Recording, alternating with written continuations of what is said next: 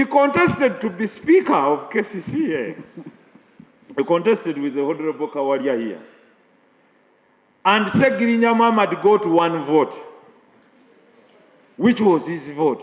Then he said, this world is really very funny. Even the people that nominated me did not vote for me. But he said, it doesn't matter. History will record that a courageous gentleman called Kyagulanyi once stood to be Speaker of KCCA and had 2 nominees, but only got 1 vote, which he was sure was his own vote. So history must register now that there was a courageous man who took a step and never thought failure was the end of life. Failing at times is one style of training us to be better. Finally, I would like to thank his party for having come out boldly to grant him the ticket to run as MP Kawempe North. He fairly deserved it. He went through a lot that we all knew, but let me talk about this, Right Honorable Speaker. The discretion of court in granting bail.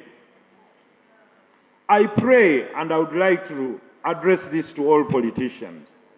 Please, let us not try to interfere with the works of courts of laws in using their discretionary principles in adjudication of court matters as regards matters of bail.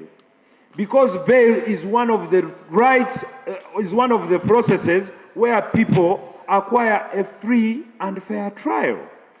And having this temporary freedom probably would have helped this gentleman go and try to seek medical attention. He would not have gotten lost.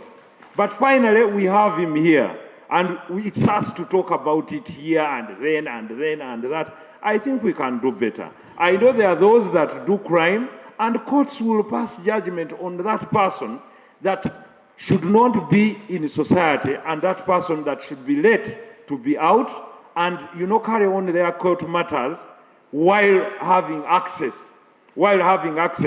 to doing their work or being out, having temporary freedom.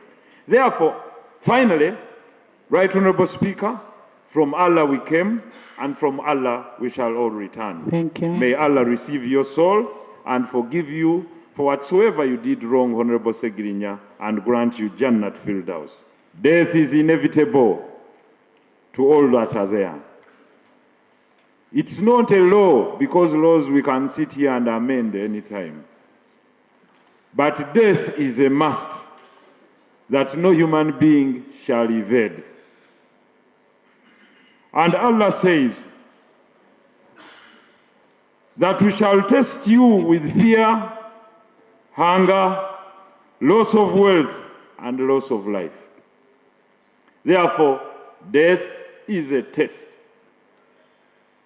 for which test shall only be passed by those who leave behind in perseverance and those that retain patience and do good things.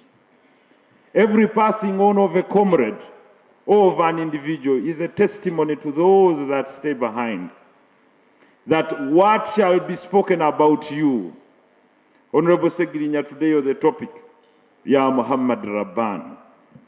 When I knew you as a young man, you are called Richard, and you stepped forward and told us that I've seen the light and I would like to join Islam. And he gave the Shahada and he said, indeed, I believe there is one God, that is Allah, and I bear witness that Prophet Muhammad is his messenger. And he was welcomed with pure hands. This pure soul lying here today did not turn back, but he did one noble thing. He did not break his umbilical cord from his relatives. Because keeping blood relations, even when you change religion, is a sign of worship in Islam. And even when you convert and you turn your back against the people that fed you, the people that raised you, is a sin in Islam. He did not break that tie with his mother, with his uncles, with his brothers, and neither did he do so with his children. Therefore, he lived by actions trying to induce others to join the path that he joined, but he did not coerce them to see the light. In all he said, as I saw him as a young man, he was a radio caller. You know, these callback people on the radio. And he used to say, Honorable, one time I would like to be a member of parliament. And I told him, Honorable Segirinya, it takes steps. He said, I'll jump all those steps. So he tried first in 2011. I told him, you will not go through, and he'll bear witness when he stood against Honorable Latif Sebagat. Then he came back and he asked me what happened. I told him, you're fit to be a councillor.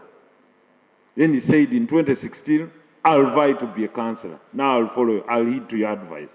Indeed, he heeded too. He went and contested and tried to seek the FDC party ticket to no avail. He came back to me and jokingly he said, I have no ticket. I told him it's not the ticket, it's the people. Go to the people.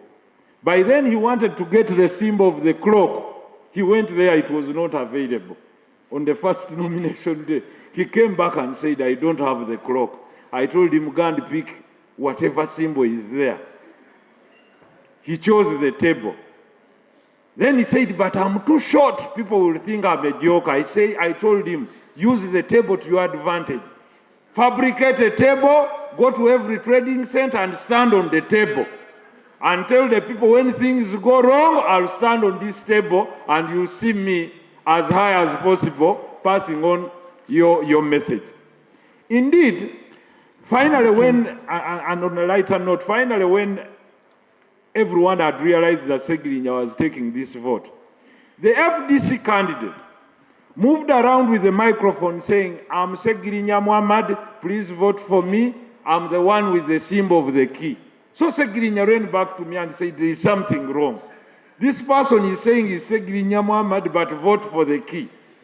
You know the symbol of the key. So I told him, get a microphone and go back with the table everywhere and tell them it's me, Segirinya Muhammad, the one on the table. Indeed, he did so, and he came out to be victor as an independent for the first time. According that gentleman right there, this tribute. I stand here in seconding the motion on the floor of Parliament to pay tribute to Honorable Segirinya Muhammad. Madam Speaker, the gentleman who is standing there, who is lying there, was my friend, at least in his later days of life, because we spent 2 years almost under incarceration. We talked together for all those days. We talked about so many things with him. Before the incarceration, I had not spent 20 minutes with Honorable Segirinya, apart from this politics of ours of the opposition, of sharing dreams together, of leading this country, and we will talk about it on radios and in rallies, political rallies. But when I sat with him for 2 years, I realized something, that the people had another picture of Honorable Segirinya, yet he was another person. The Honorable was seen to be doing things crafted like comedy, but he was very serious in nature in doing his things. He was a very intelligent man who could tell you things and those things could happen. He was a genuine man who had that genuine love. For every person, he said that he loves him. He was an ardent supporter of change for this nation. Not because he disliked those who lead this country in person, but their policies, because he grew up as a poor man in a poor family. He hardly spent 2 or 3 years with his father because his father died at a younger age and he was a soldier of this government. And that impacted so much on his brain, being fatherless and the father dying under unclear circumstances. He tried so much to come to Kampala through so many means, Madam Speaker, to fight for his dreams. But what disturbed him so much was about our incarceration, that after standing on the tables, after talking so much to see to it that he scores that goal he wanted so much, to be a member of parliament in this country, there came uncertainties and the fate fell on us. He said, in his own words, that what would I want after being a member of parliament? I am a poor man from a poor family. I'm going to earn close to 25 million, because for him he thought it was to be 25 million. I can now touch 5 million at once. Now what would I want next? But because I wanted to serve my people so well, there might be envy somewhere that I predict as a person. He was someone who would joke, Madam Speaker, as a person. He would crack jokes and we would laugh for almost 2 years. But again, I also put my voice on those members of parliament who have mentioned it clear, and the public at large, that the right to a fair hearing entails a right to bail, because everyone is innocent until proven guilty. This man, after only 2 days, he started complaining of his chronic sickness that he had before incarceration.